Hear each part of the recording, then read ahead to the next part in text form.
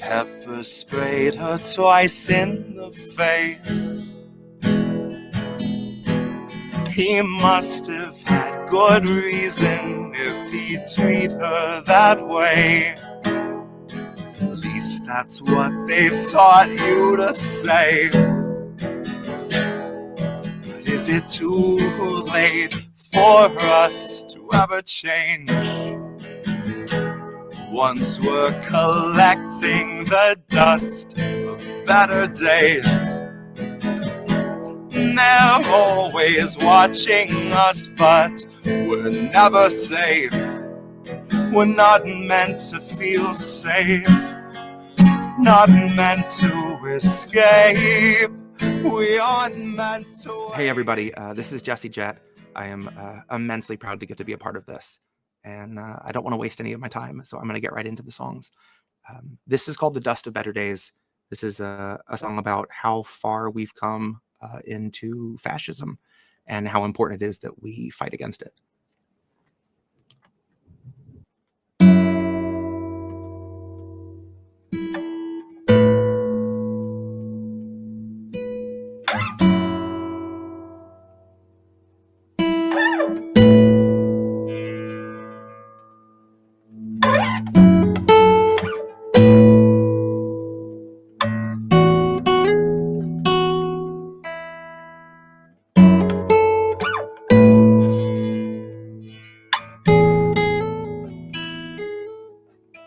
SWAT team took your neighbor today. Watch them as they walked him away. You told yourself extremists come in all different shapes.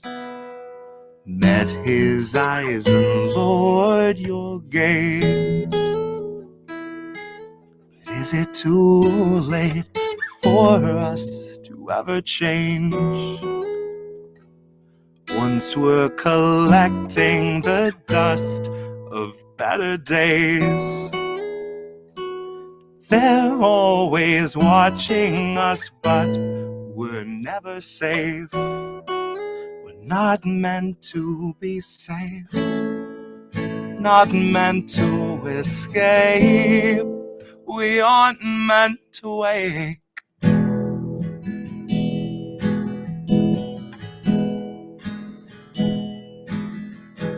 Sheriff stopped your daughter today.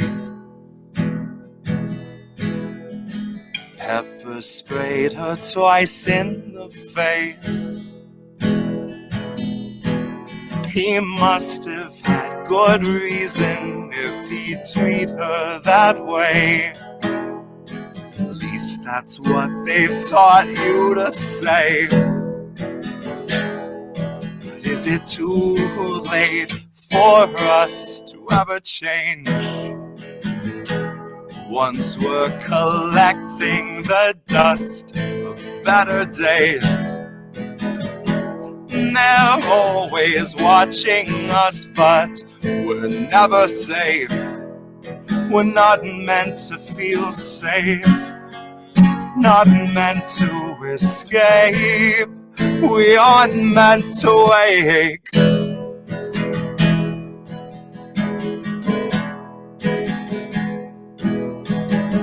Feds arrived and had you detained.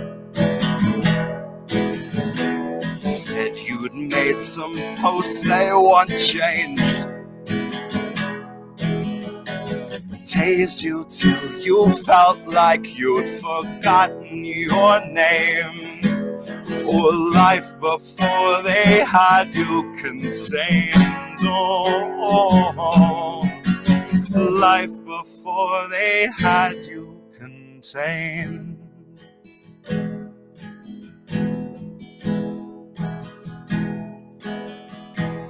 SWAT team took your neighbor today.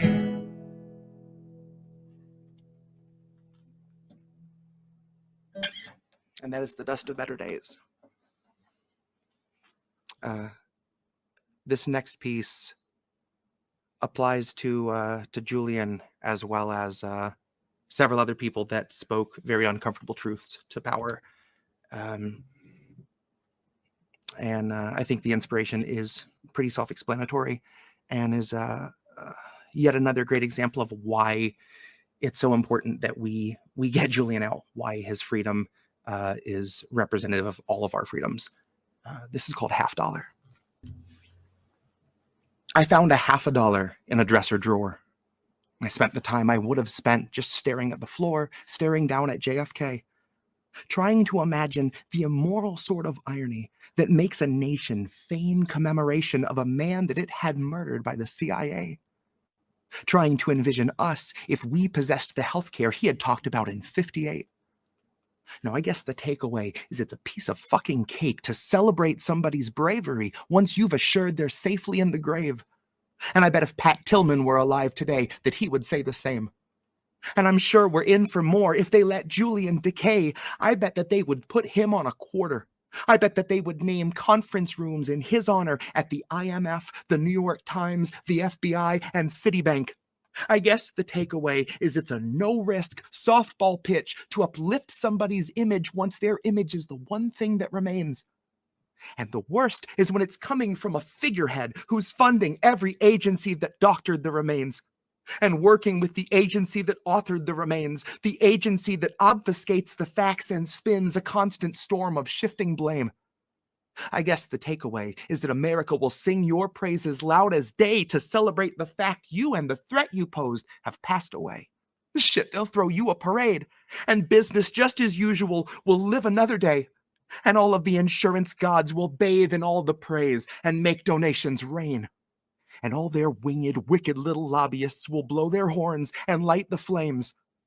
The ceremony starts, and they in single column march up to the weathered onyx arch and sand the marker down that bears your name. So you no longer are and never were until your hideous rebirth within the corporate frame.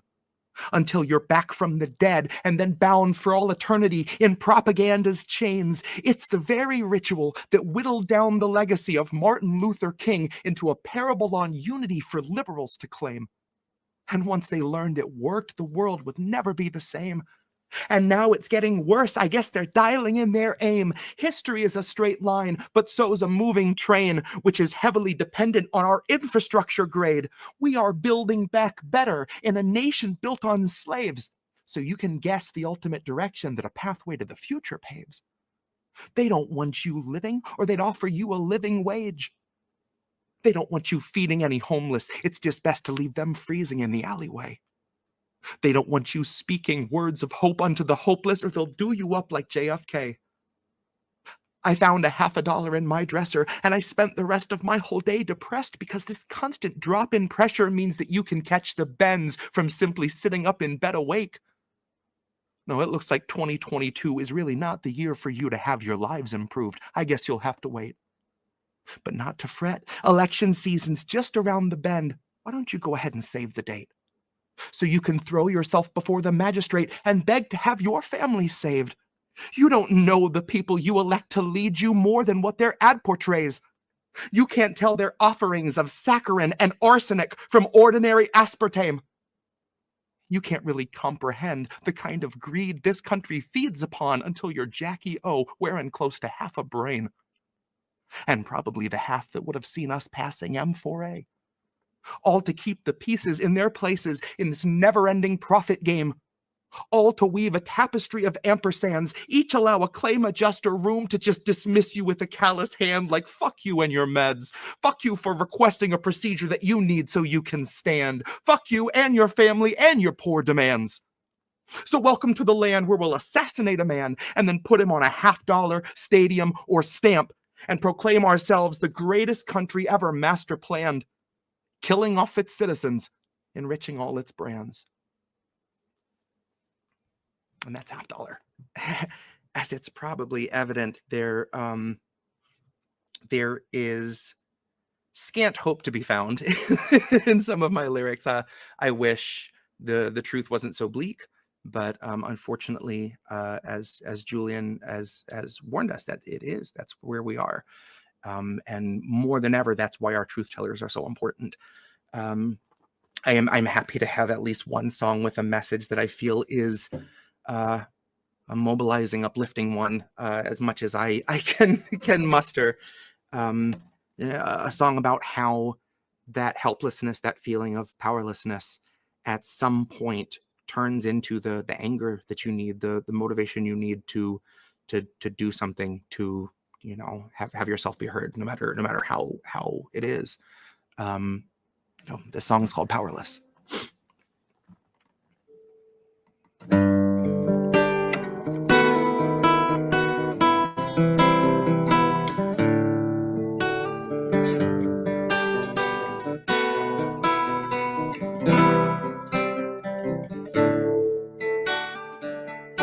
They'll gladly pay you by the hour for a minute or so you can sign off on the towers where they'll piss on your home. And if you feel like you're just powerless to answer them no, it's 'cause you are. They'll gladly pay you by the hour for a minute or so you can sign off on the towers where they'll piss on your home. And if you feel like you're just powerless to answer them no, it's 'cause you are.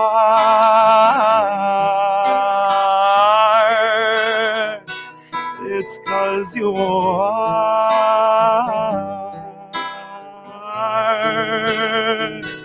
They'll gladly stagnate a living wage, snap the chains and bury it. Labor slaves in rusty cages dragged behind a chariot, led by Mr. Racial Jungle, Joseph R. Iscariot, fighting over scraps as they barrage us all with variants and BuzzFeed clickbait, straight until we're paralyzed, trying to distract us from the concentration camps that Joe had swore he'd close, but only chose to amplify, where they got 50-something kids in cages made for 5 to occupy.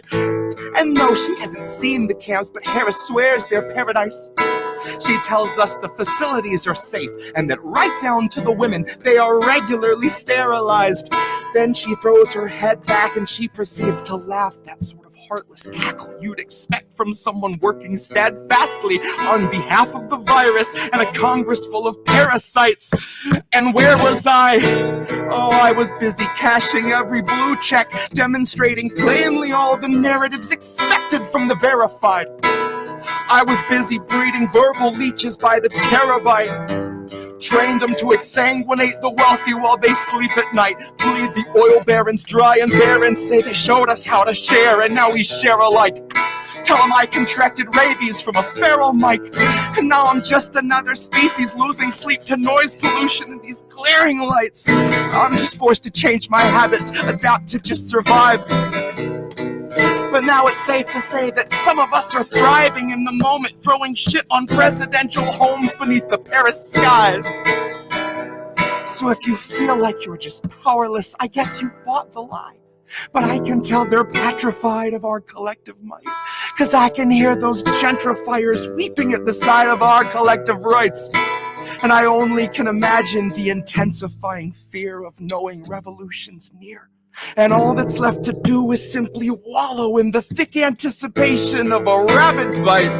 And honey, one day you can ask your leaders just what that was like before you grab a slice. So if you think you're powerless, allow me now to change your mind. Honey, if you think you're powerless, allow me now to change your mind. You see, they'll pay you hourly, tax them each apart, and build a shining tower out of loopholes and cards, and tell you that you're powerless to keep you in the dark, 'cause you aren't, because we aren't. You see, they'll pay you hourly, tax them each apart, and make you build a shining tower out of loopholes and cards, where they'll tell you that you're powerless to keep you in the dark, 'cause you aren't, because we aren't. And that's powerless. My last piece tonight is fittingly, a piece explicitly about Julian Assange. He has crept his way into dozens of my lyrics simply because his case affects everything. And that's what I found writing this piece, was even when I felt like I strayed off the topic. You can't stray off topic because you're still, if there's something you want to talk about, your right to express it, your right to protest, your right to know what happened in the first place. It all hinges on this. You cannot overstate how far-reaching the implications of Julian's case are. With that in mind, this is called Conviction, Winter in Belmarsh.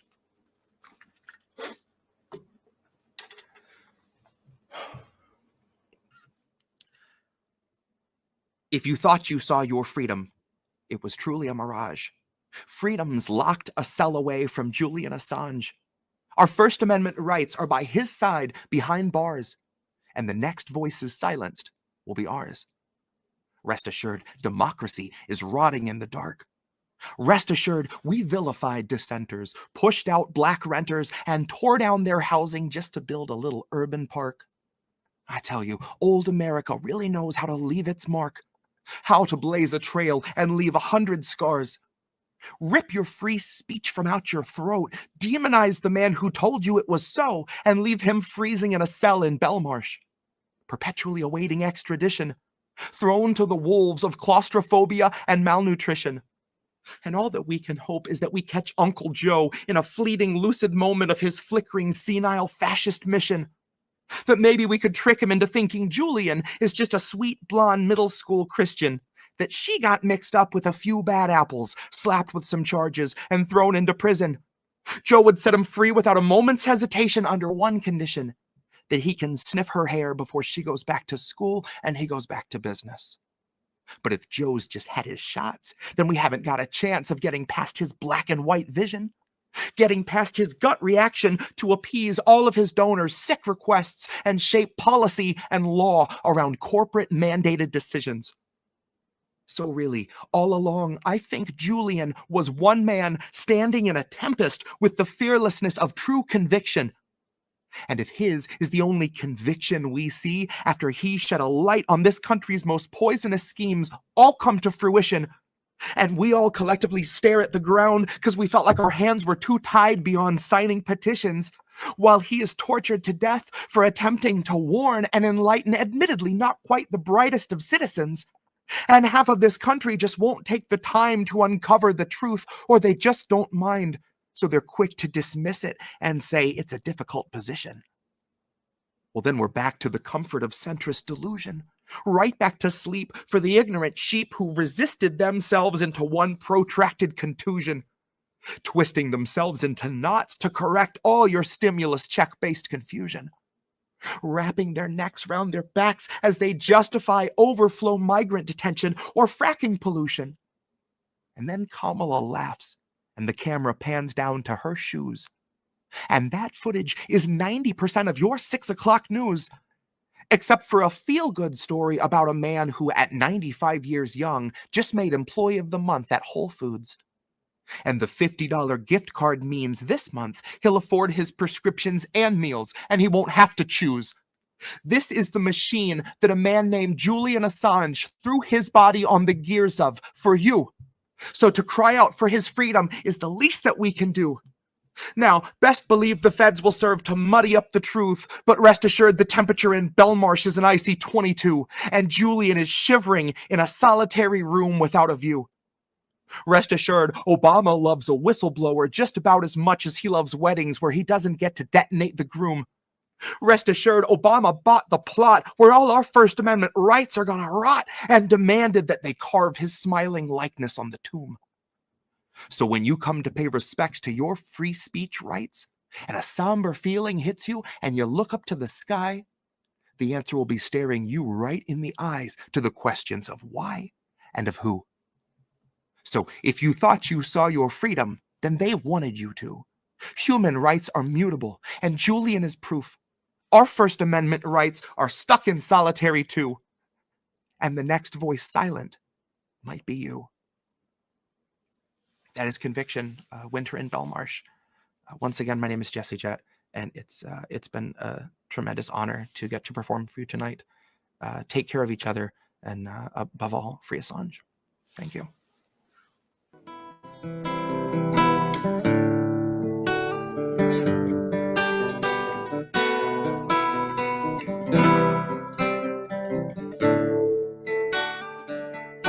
They'll gladly pay you by the hour for a minute or so you can sign off on the towers where they'll piss on your home. And if you feel like you're just powerless to answer them no, it's 'cause you are. They'll gladly pay you by the hour for a minute or so you can sign off on the towers where they'll piss on your home. And